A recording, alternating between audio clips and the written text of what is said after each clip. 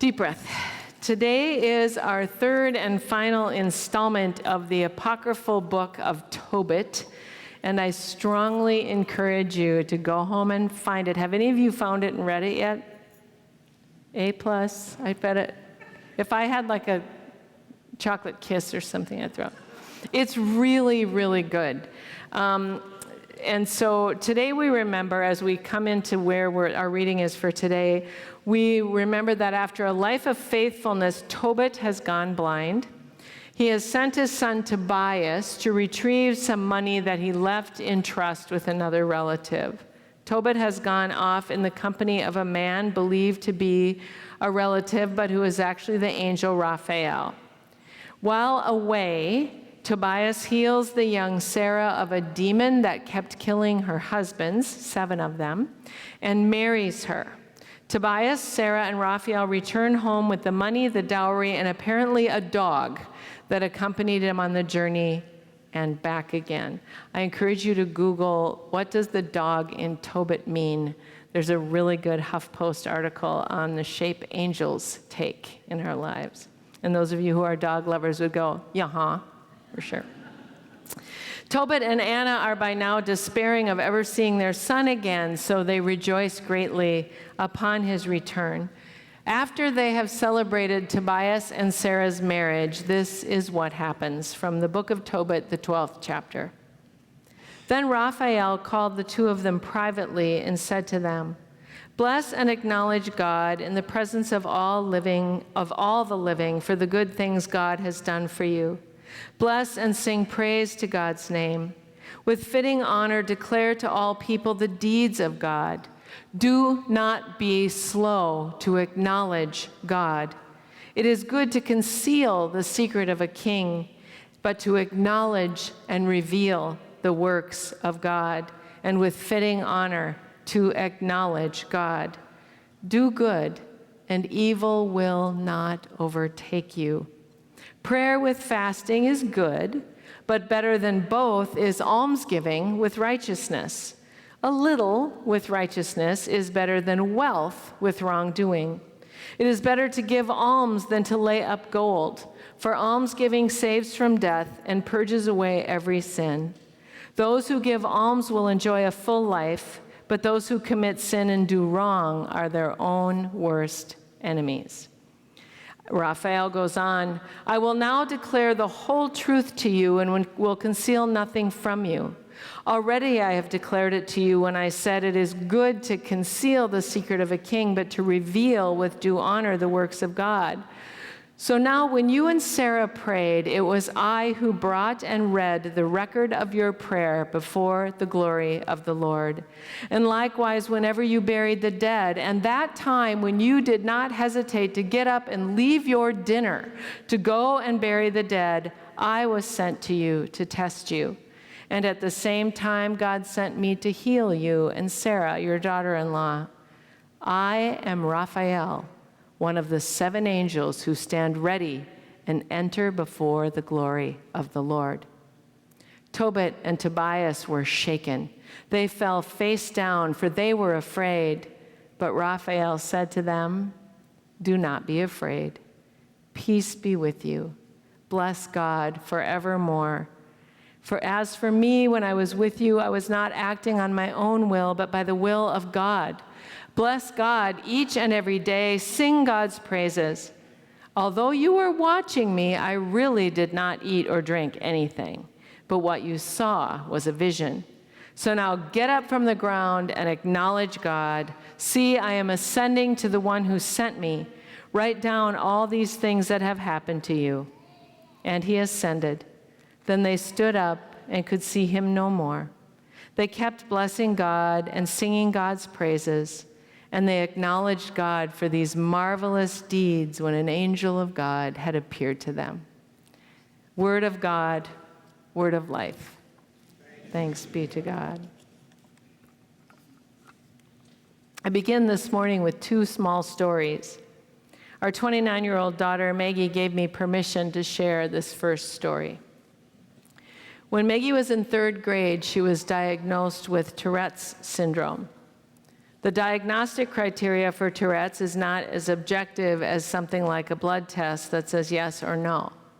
A diagnosis simply requires that a person displays both vocal and motor tics for more than a year.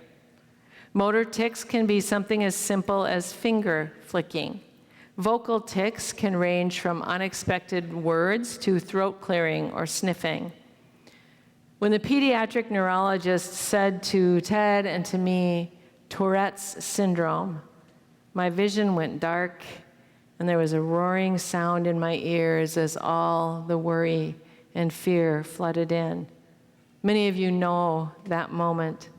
There's no treatment for the syndrome apart from medications that may or may not suppress the impulse to tic,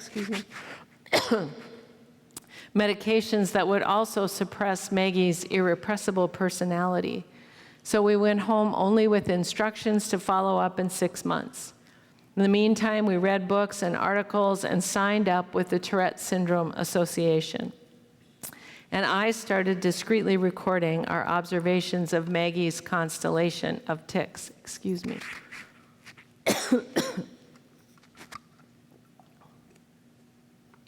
Over the next few months, Maggie's tics slowed and then stopped. At the 6-month follow-up, the doctor said, well, now we know for sure it's Tourette's because the symptoms can come and go like that, so let's just keep an eye on her. As you can imagine, we prayed hard for Maggie. We had her on every prayer chain we could find. Family, friends, teachers, our church, probably her regular doctor, were all praying for her. When the tics stopped and never came back, it felt like a miracle, a real miracle. But without something as objective as a blood test, we had no way of knowing if she did or did not have the disease, or if she was or was not technically cured. My questions were many. Surely and certainly this was an answer to prayer, but was it a God healing or a misdiagnosis or something else entirely? I was hesitant to shout it from the rooftops because we couldn't really know. Excuse me. I think that's what happens when you start at the drive-in and the allergies kick in. We couldn't really know. We couldn't objectively prove one way or the other, and then a friend finally said, claim it for God, Chris. Claim it for God. A second story. We have a longtime friend with whom we have rich and wide-ranging conversations. When we were much younger versions of ourselves, I was explaining to our friend, who is an atheist, why I believe it's important and faithful for Christian parents to raise their children in the Christian faith. He said, nope, children should not be raised in anything. They should be allowed to decide for themselves when they're adults. I said, well, our kids will be allowed to decide when they're ready, but if they aren't raised in a faith tradition, how will they ever know that that's a possible decision to be made? And how am I doing my best to be a Christian if I'm not passing on to my children what I think the best decision could be? He harumphed and reasserted his position, and still does, that children should be left to decide for themselves. In our final installment of Tobit, at this point in the story, the family thinks Raphael is a kindly relative who offered to accompany Tobias to retrieve Tobit's money. After the celebration of Tobias and Sarah's marriage, Raphael draws Tobit and Tobias aside, and you heard that list of things he told them to do. He exhorts them to proclaim the goodness of God to all the living, and to declare God's deeds to all people. Raphael tells them, do not be slow to acknowledge God. After Maggie's symptoms had vanished, I was slow to acknowledge God. Not in my own heart and mind. Believe me, I prayed prayers of thanksgiving and praise all the time. But I was slow to declare God's deeds to all the living. I was hesitant in part because of that age-old question, why this child and not that child? Why would Maggie be spared Tourette's when another child isn't cured of cancer? And yet, is my inability to answer that question sufficient reason to be silent about the wonders that God has done? Is my sorrow for another family's suffering sufficient reason to silence the proclamation that God does indeed do marvelous things? And as a parent and pastor who is so vocal about Christian parents raising their children to know the God that we know in Jesus, what was I denying my own child if I failed to proclaim to her the works of God? Maggie, God cured you. God took away your disease. Let us give thanks and praise to God and tell of God's good works to all the living. And how might that proclamation inform others of God's goodness? I got close. One of the first things I learned in preaching class was to never make yourself the hero of your own sermon. Yeah, that's not going to happen here. I got close. I learned to say, Maggie is cured. I don't know if it was a God thing, but God sure is good. It was close, but not quite what Raphael had in mind. Tobias gets closer. Before Raphael revealed himself, Tobias was discussing with his father what to pay him for accompanying him on his journey. And Tobias said to his father, "Father, how much shall I pay him? It would do no harm to give him half the possessions I brought back with me, for he has led me back to you safely. He cured my wife, he brought the money back with me, and he healed you." Tobias had no trouble naming all that the man had done for him. He gave the angel of God full credit for the good deeds he had done, and his gratitude was such that he was ready to give him half of all that he had brought back with him. We talk all the time when we talk about stewardship about how everything we have belongs to God, and that when we give to the ministries that we share at Trinity, we are giving back to God what is already God's.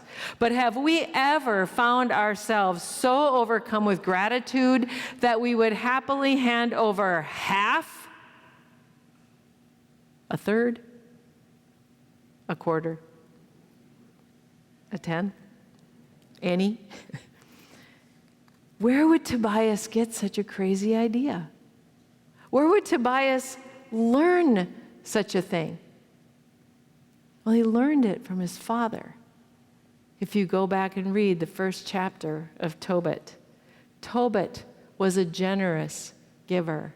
He always gave the first 10% at the synagogue, and on some occasions he gave the second 10%, and on other occasions he gave a third tenth of everything that he had to honor God and to serve others.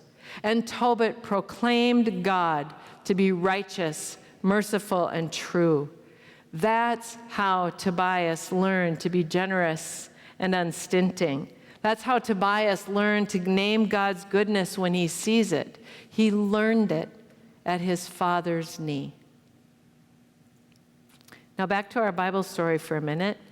In a classic Bible plot move, when Raphael reveals himself as an angel of God, both Tobit and Tobias are so afraid that they throw themselves face down on the ground.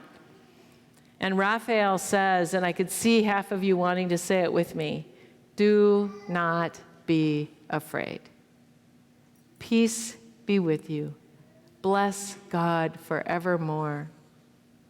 The classic human response to the presence of the holy is to fear it, doubt it, run from it, or try to kill it.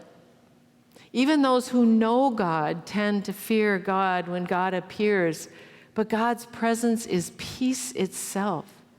Only a few righteous people in the Bible don't tremble or flee before God and God's emissaries, and the divine response to our fear is always the same. Do not be afraid. Even the faithful need to be told, they need to be reminded that God need not be feared. We need to be told. We need to be told all of this.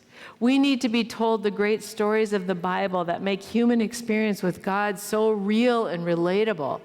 We need to hear stories of the experience of the faithful, stories that show a remarkable God, and stories of human beings that worry about their kids and face obstacles and challenges and who fall in love and experience anger, hate, fear, curiosity, wonder, and joy. If we don't put ourselves in the path of those stories, if we don't put our children and our grandchildren in the path of those stories, if we keep God at a remove, if our Bibles sit collecting dust, if we never grow silent long enough to just listen, if we never tell our children, if we never tell each other, if we never tell anyone, how will they know to look for God among the living? How will they know to look for God in the beauty of creation and to seek Jesus in the eyes of their neighbors, both those offering kindness and those in need of it? My cousin lost her 30-year-old son just over a year ago, and 6 weeks later she lost her 30-year-old nephew. And yet when my dad died this spring, she was the first person at my mother's door with a huge box of coffee and creamer and muffins and Kleenex. And that morning she spoke of sorrow and of God's incredible goodness. Even in grief, she did not hesitate to acknowledge God. Now, I'm not suggesting that we can all be like her, but what a model. She posts of God's goodness on Facebook all the time. Her heart is shattered, and she cannot stop praising God for a heart-shaped cloud, a cardinal in her morning garden, a rainbow over the lake. She is the best preacher I know. Her grandchildren are hearing of God's goodness even through her tears. They will grow up knowing just how good God is and that sad and awful things happen. But as Raphael says, do good, and evil will not overtake you. He doesn't say bad things won't happen. That is maybe how God can still be good when one child is cured and another is not, that even in that darkness, evil will not overtake us, because it is God that overtakes, that stands over and beside and beneath and around and behind and in front. But we need to tell each other, and we need to be told. We live daily in this wild promise of a God who is peace, who is mercy, who is truth. Without worrying that we have all the answers, we learn to shout from the rooftops without apology, proclamation through joy and through tears, teaching each other, teaching our children, telling the world, and never hesitating to acknowledge God. Amen.